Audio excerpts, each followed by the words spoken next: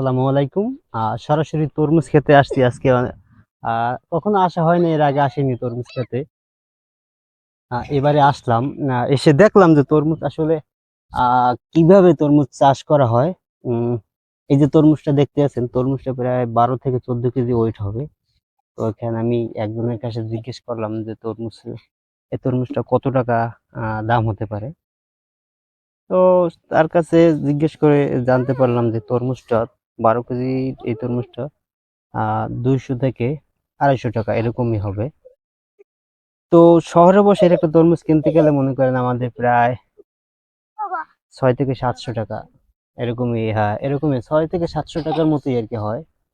তো এখানে যে দামে বিক্রি হয়, তো এভাবে তো আমাদের ওখানে হয় না যদিও। তো কৃষক যেই দামে বিক্রি করে আর শহরে যেই দামে বিক্রিটা হয়, আসলে দুইটা পুরোটাই ভিন্ন। দুইটা একদম আলাদা। এটা অনেক ভালো। এই তো তরমুজটা